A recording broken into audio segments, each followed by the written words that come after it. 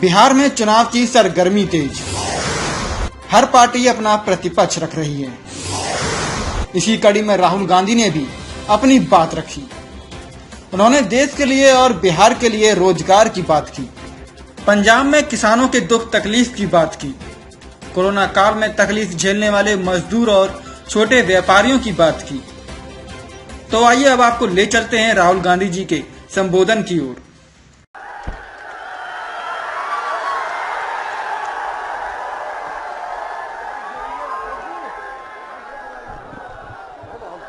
बैठिए बैठिए सर, बैठिए बैठिए बैठिए, डिस्टर्ब होता है। वहां जाइए, यहाँ जाइए। शक्ति सिंह गोहिल जी, मदन मोहन झा जी, तारिक अनवर साहब, नदीम जावेद जी, कीर्ति आजाद जी, अजय सिंह यादव जी, वीरेंद्र राठौर जी, हमारे कैंडिडेट्स श्री अशोक राम जी, डॉक्टर नागेंद्र कुमार जी, कांग्रेस और गठबंधन के हमारे कार्यकर्ता भाइयों और बहनों, प्रेस के हमारे मित्रों, आप सबका यहां बहुत बहुत स्वागत, नमस्कार। और खासतौर से जो हमारी माताएं बहनें आई हैं, आपका भी यहां बहुत बहुत स्वागत, नमस्कार। कैसे हैं आप?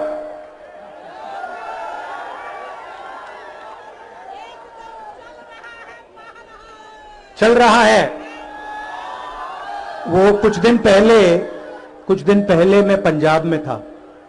वहां पे नरेंद्र मोदी जी ने ये जो 3 बिल पास किए हैं, किसानों के विरोध वाले बिल, उसके लिए मैं गया था। और वहां का किसान, पंजाब का किसान काफी गुस्से में है। कुछ दिन पहले पहली बार मैंने देखा, आपको शायद देखने को नहीं मिला क्योंकि मीडिया को नरेंद्र मोदी जी, नीतीश जी कंट्रोल करते हैं, तो शायद आपको दिखने को नहीं मिला। मगर पहली बार दशहरा पे पंजाब में रावण, मेघनाथ और कुंभकर्ण को नहीं जलाया गया। देखा आपने? पहली बार नरेंद्र मोदी जी का पुतला दशहरा पर जलाया गया। मगर पंजाब के लोग बहुत होशियार हैं। एक तरफ उन्होंने अंबानी जी का चेहरा लगाया, दूसरी तरफ उन्होंने अदानी जी का चेहरा लगाया और बीच में उन्होंने नरेंद्र मोदी का चेहरा लगाया। मैं सच बोलूं तो मुझे अच्छा नहीं लगा, क्योंकि चाहे कुछ भी हो, नरेंद्र मोदी जी हमारे प्रधानमंत्री, देश के प्रधानमंत्री, तो मुझे अच्छा नहीं लगा। मगर यह सच्चाई है। सच्चाई यह है कि चाहे वो छोटा दुकानदार हो, युवा हो, किसान हो, मजदूर हो, इन सब के दिल में आज गुस्सा है। किससे गुस्सा है? नेशनल लेवल पे नरेंद्र मोदी से, बिहार पे नीतीश जी से। और ये गुस्सा एक दिन में पैदा नहीं हुआ, ये आस्ते आस्ते आस्ते आस्ते बढ़ता जा रहा है। 2006 में बिहार के किसानों पर आक्रमण हुआ। आपको याद होगा, पहले यहां मंडी का सिस्टम हुआ करता था, किसानों को एमएसपी दी जाती थी। 2006 में मंडियों को खत्म कर दिया गया, नष्ट कर दिया गया। और उसके बाद चाहे मिथिलांचल हो, बाकी बिहार हो, उसके बाद बिहार के किसान को सही दाम नहीं मिला। चाहे बिहार का किसान कुछ भी कर ले, 24 घंटे अपना खून पसीना डाल दे, उसे अपने अनाज के लिए सही दाम नहीं मिल सकता, क्योंकि एमएसपी और मंडी का सिस्टम बिहार में नष्ट कर दिया गया है। और वही काम जो 2006 में बिहार में किया गया, वही काम नरेंद्र मोदी ने अब पंजाब में, बाकी हिंदुस्तान में कर दिया। और इसीलिए पहली बार देखने को मिला कि प्रधानमंत्री का पुतला, रावण का नहीं, प्रधानमंत्री का पुतला दशहरे पर जलाया जा रहा है। और देखिए, प्रधानमंत्री रोजगार की बात नहीं करेंगे। नीतीश जी प्रधानमंत्री भाषण करेंगे, नीतीश जी तेजस्वी जी के परिवार के बारे में बोलेंगे, गलत बात बोलेंगे। नरेंद्र मोदी जी मेरे परिवार के बारे में बोलेंगे।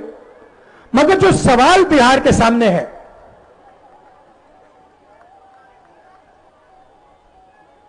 रोजगार के बारे में,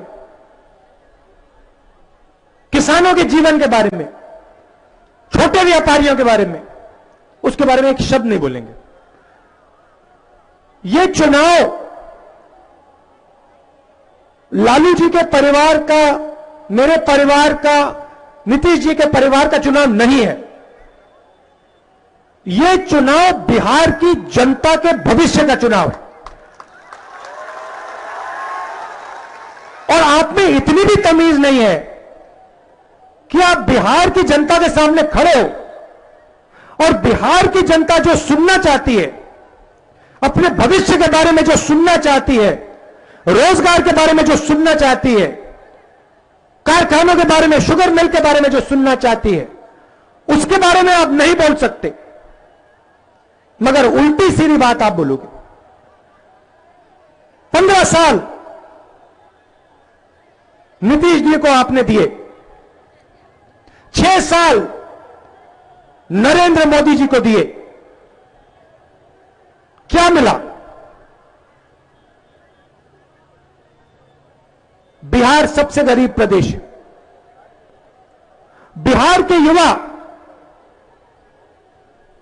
बिहार में रोजगार नहीं पा सकते। अच्छा, आज के हिंदुस्तान में बिहार छोड़ो, कहीं नहीं पा सकते, ना मुंबई में, ना बेंगलोर में, ना दिल्ली में, क्योंकि नरेंद्र मोदी ने रोजगार ही खत्म कर दिया देश में। वो अलग बात है, उसके बारे में मैं थोड़ा बोलूंगा। मगर बिहार का युवा बिहार में रोजगार नहीं पा सकता, बिहार के किसान को सही दाम नहीं मिल सकता, बिहार का छोटा व्यापारी है, मिडिल साइज बिजनेसमैन है, वो सपना नहीं देख सकता, मना है। बिहार में सपना देखना मना है।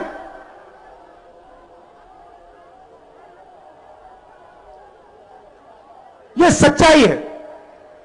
सपना देखना है तो बाकी हिंदुस्तान में जाओ, काम करना है तो मुंबई जाओ, और फिर जब आप मुंबई जाओगे, पंजाब जाओगे, फिर एक दिन नरेंद्र मोदी जी टीवी पे आएंगे, कहेंगे भाइयों और बहनों, 500 रुपए का नोट, 1000 रुपए का नोट मुझे अच्छा नहीं लगा, 500 रुपए का नोट, 1000 रुपए का नोट मुझे अच्छा नहीं लगा, मैं उसको रद्द कर रहा हूं। काले धन के खिलाफ लड़ाई है। आप सब लाइन में खड़े हो, भूखे मर जाओ, प्यासे मर जाओ, मगर मैं 500 रुपए, 1000 रुपए का नोट रद्द कर रहा हूं। ये जो माताएं आई हैं, जब नोटबंदी की, आप बैंक के सामने खड़ी थी ना, आप खड़ी थी, आपने अपना पैसा बैंक में डाला, क्या काला धन गायब हो गया? नहीं ना। पैसा कहां गया? पैसा गया सबसे बड़े उद्योगपतियों के हाथ में, नरेंद्र मोदी ने डाला। इसीलिए नरेंद्र मोदी जी का पुतला अकेला नहीं जलाया गया, इसीलिए नरेंद्र मोदी का पुतला जब जलाया गया, पंजाब ने कहा यह एक व्यक्ति नहीं है, यह एक शक्ति है और इस शक्ति के पीछे दूसरी शक्तियां हैं। कौन सी शक्तियां? एक तरफ अंबानी, दूसरी तरफ अदानी। क्यों? क्योंकि जो गरीबों का है वो ये लोग चाहते हैं। आपका पानी, आपकी बिजली, आपकी जमीन, आपका भविष्य, ये लोग चाहते हैं और नरेंद्र मोदी आपका भविष्य इन लोगों को देते हैं। कोरोना आया, बिना नोटिस दिए 2 दिन छोड़ो, 15 मिनट नोटिस नहीं दिया। देश में कोने कोने में बिहार के मजदूर थे, कोई नोटिस नहीं दी। शाम को आते हैं, कहते भैया 22 दिन की लड़ाई है, लॉकडाउन हो रहा है, खाना मिले पीने, पानी मिले, खाना मिले, मिले ना मिले कुछ फर्क नहीं पड़ता, अपन तो 22 दिन की लड़ाई लड़ रहे हैं। बिहार के मजदूरों ने, युवाओं ने मोदी जी के तरफ देखा। मोदी जी कहते भाई और बहनों, मोबाइल फोन पकड़ो, इसकी लाइट चलाओ। भाई और बहनों, कोरोना से लड़ाई है, थाली बजाओ। मतलब कौन सी दुनिया में है ये? बिहार के लाखों करोड़ों मजदूर, कोई मुंबई से, कोई दिल्ली से, कोई पंजाब से, कोई कर्नाटक से, भूखे प्यासे पैदल आ रहे हैं। नरेंद्र मोदी जी कहते हैं 22 दिन की लड़ाई है। किससे लड़ाई है? 22 दिन की लड़ाई उन्होंने मजदूरों से की। कोरोना से नहीं मरे, भूख से मर गए, प्यास से मर गए।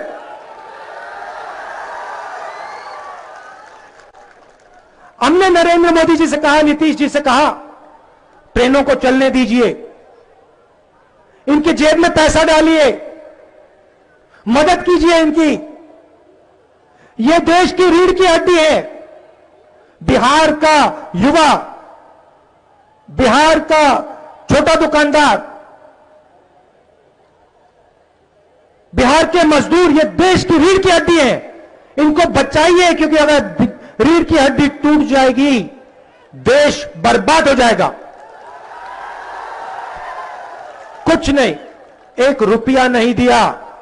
मैंने प्रेस कॉन्फ्रेंस किए, दिन भर में कहता रह गया, थोड़ा सा पैसा व्यापारियों को, थोड़ा सा पैसा किसानों को, मजदूरों को दीजिए, नहीं तो हिंदुस्तान रोजगार पैदा नहीं कर पाएगा। नरेंद्र मोदी कहते हैं नहीं, मैं दूंगा तो सिर्फ इन 3-4 अपने मित्रों को दूंगा। लाखों करोड़ रुपए उनका टैक्स माफ किया, मगर मजदूरों को, किसानों को 1 रुपया नहीं दिया। और अब क्या हुआ? सारे के सारे छोटे बिजनेस, मिडिल साइज बिजनेस, सब के सब खत्म हो गए, नष्ट हो गए। आज ये देश रोजगार पैदा कर ही नहीं सकता, ये सच्चाई है। पड़ोस के सारे देश हमसे आगे निकल गए, हिंदुस्तान पीछे रह गया। यह सच्चाई है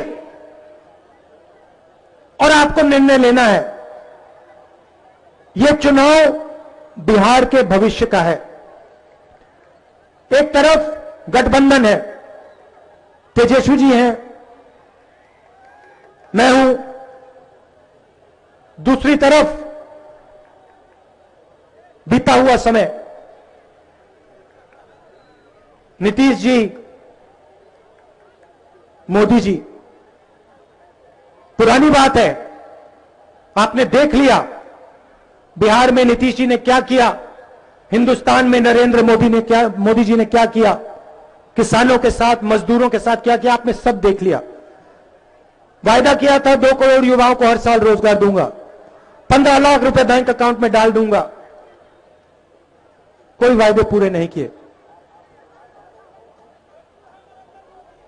हमने भी वायदे किए थे, हमने मनरेगा का वायदा किया, पूरा किया, कर्जा माफी का वायदा किया था, पूरा किया, भोजन के अधिकार का वायदा किया था, पूरा किया। एक कमी जरूर है, मैं आपको बता देता हूं, साफ पहले ही बता देता हूं। एक चीज में हम उनका मुकाबला नहीं कर सकते, जिस प्रकार से वो झूठ बोलते हैं वो हम नहीं कर सकते। मेरी बस की नहीं है, उस मामले में वो आगे हैं। मैं आपको यहां गारंटी देने आया हूं, मैं आपको एक गारंटी देने आया हूं। गठबंधन की सरकार बनेगी तो वो सबकी सरकार होगी, हर जात की सरकार होगी, हर धर्म की सरकार होगी, हर डिस्ट्रिक्ट, हर ब्लॉक की सरकार होगी, और बिहार के भविष्य की सरकार होगी। और ये जो हमारी माताएं बहनें आई हैं, इनकी सरकार होगी। किसी 2-3 उद्योगपतियों की सरकार हम नहीं चलने देंगे। काम होगा तो 2-3 उद्योगपतियों का नहीं होगा, काम होगा तो किसानों का, मजदूरों का, छोटे दुकानदारों का, स्मॉल मीडियम बिजनेसेस का। बात करेंगे तो शिक्षा की बात होगी, रोजगार की बात होगी, स्वास्थ्य की बात होगी। नरेंद्र मोदी जी के परिवार की, नीतीश जी के परिवार की बात नहीं होगी। आप दूर दूर से आए, इतना प्यार दिया आपने मुझे, इसके लिए बहुत बहुत धन्यवाद। ये थी राहुल गांधी जी की विचारधारा जो आपने सुनी, और खबरों के लिए बने रहिए XMT न्यूज के साथ।